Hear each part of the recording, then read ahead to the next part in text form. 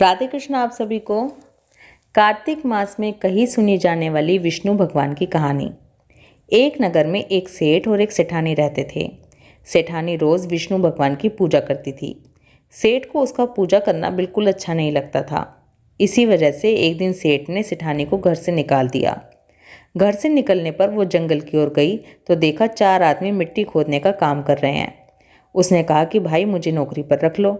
उन्होंने उसे रख लिया, लेकिन मिट्टी खोदने से सेठानी के हाथों में छाले पड़ गए और उसके बाल भी उड़ गए।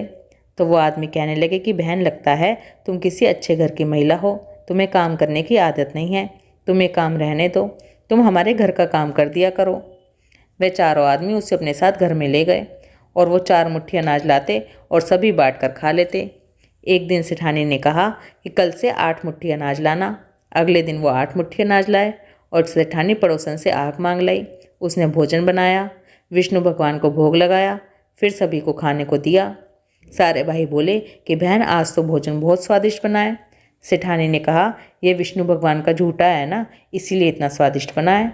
सेठानी के जाने के बाद सेठ उधर भूखा रहने लगा और आस पड़ोस के सारे लोग कहने लगे कि ये तो सेठानी के भाग का ही खाता था। एक दिन सेठ अपनी सेठानी को ढूंढने चल पड़ा। उसे ढूंढते हुए सेठानी को ढूंढते हुए सेठ भी उसी जंगल में पहुंच गया और वहां चारों आदमी मिट्टी खोद रहे थे। सेठ ने उन्हें देखा तो कहा कि भाई मुझे भी काम पर रख लो। उन आदमियों ने उसे काम पर रख लिया, लेकिन मिट्टी खोदने से उसके भी हाथों में छाले पड़ गए और बाल उड़ने लग गए। उसकी हालत देखकर वो चारों बोले कि भाई, तुम्हें काम करने की आदत नहीं है, तुम हमारे साथ घर चलो और हमारे घर में ही रह लो। सेठ उन चारों आदमियों के साथ उनके घर चला गया और जाते ही उसने सेठानी को पहचान लिया, लेकिन सेठानी घूंघट में थी तो सेठ को देख नहीं पाई।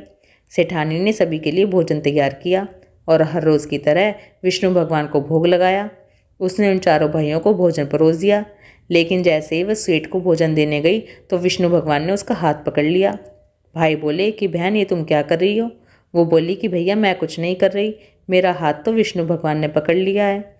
भाई बोले, हमें भी विष्णु भगवान के दर्शन कराओ। उसने भगवान से प्रार्थना की तो विष्णु जी प्रकट हो गए। सभी ने दर्शन किए। सेठ ने सेठानी से क्षमा मांगी और सेठानी को साथ चलने को कहा। भाइयों ने अपनी बहन को बहुत सा धन देकर विदा किया।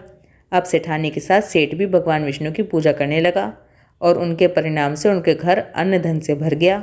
हे विष्णु भगवान, जैसे सबके घर भंडार भरते हो, ऐसे ही कहानी कहते, हुंकारा भरते, सभी के घर पे भंडारे भरना। हे विष्णु भगवान, सभी की मनोकामनाएं पूरी करना। बोलो विष्णु भगवान की जय। कार्तिक मास की जय। राधे कृष्णा।